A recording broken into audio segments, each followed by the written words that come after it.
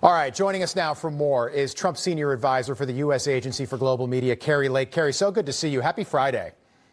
Oh, good to be with you. I got to admit, my blood is boiling watching all of those clips. And, you just can't hate the media enough. They've completely lied. They've deceived the public and done a terrible job at being journalists, which is why they're called the fake news. It's almost laughable to think about what our media has become on some level today, isn't it?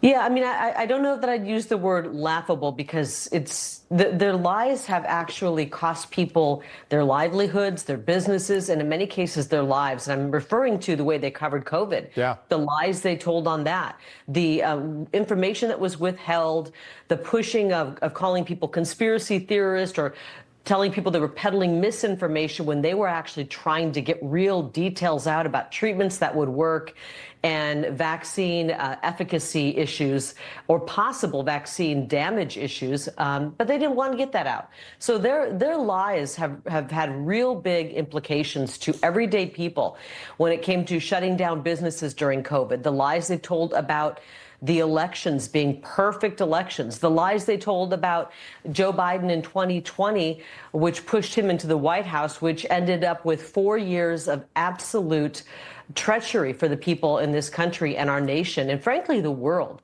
The world was less safe because of the lies that were told on COVID and the 2020 election, which led to Joe Biden even being in the White House. You worked in the media for a long time, Kari. Can you think of a story, local or national, recently, where the media has told the truth and nothing but the truth? I can't. Well, I want to say that not all media has been dishonest. There are some really good people out there in the media. I think Newsmax has done a good job. We've seen some new media kind of sprouting up in the middle of all of this fake news with, all of these outlets that have no ratings. Nobody wants to watch them. People are waking up to their lies. But at the same time, we're seeing alternative news growing, and it's becoming more powerful. And so I think there's a real bright spot still to come for the media. And I'm really happy with some of the great outlets out there that have been the truth tellers. I appreciate you saying that. The New York Times had a piece about that this week, pointing out that Democrats don't have the same independent media backers that Republicans do. Democrats throw money at a problem countering GOP clout online. And you think about it, Kari, so it's not even to plug Newsmax, but there is no Newsmax of the left. They've got CNN and MSNBC to the Fox and Newsmax, but they don't have a Megyn Kelly podcast. They don't have a Tucker Carlson. How big a problem is that for them moving forward?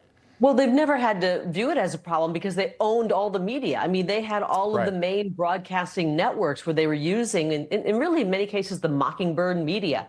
There was CIA influence. I mean, Radio Free Asia RFA started with, was a CIA funded operation. So you can tie these links right back to the CIA. And the left has always owned the media and controlled the narrative. And because of the lies that were told and the awakening that's happened in America and around the globe, people demanded other sources for information. That's where these great podcasts that you mentioned have come from. Yeah. That's why Newsmax grew, because you guys were willing to, at an uncomfortable time, stick your necks out and tell the truth, even though it meant you were going to be called names. Everyone said, and spreading misinformation. They threw those words around, tried to censor you. And thankfully, outlets like yours, and there are others out there, have trudged forward and said, we don't care, we're going to tell the truth. And so I think in some ways, it's been very revealed. It's been revealed to everybody that the fake news media has been lying and deceiving us. And at the same time, we're seeing an outgrowth of really incredible new wave of journalists that have come forward. Just about 10 seconds, Kari, but because you're the senior advisor for the U.S. Agency for Global Media, Russia Today, RT, Joe Biden banned it here in the U.S. Is there any plan to bring it back? RT, I don't have any control over that. That's not part of the U.S. Agency for Global Media. So that I don't know. Yeah. I ask because I think it would be so helpful for people to hear both sides of whatever the story is. And I was in Italy a couple of weeks ago covering the conclave, and I was watching some of the international news, and it's like no wonder people in other countries don't have a good feel for Donald Trump because it's like MSNBC and CNN are international. Just the coverage overseas is so darn biased. Just about 10 seconds. I will say quick anything response. Joe Biden wanted to ban or censor was probably telling the truth. Anything his administration tried to cut off and send off, into oblivion was probably somebody who was right over the target of the truth. Yeah, great point. Kari Lake, have a great long weekend. So nice seeing you. Thank you.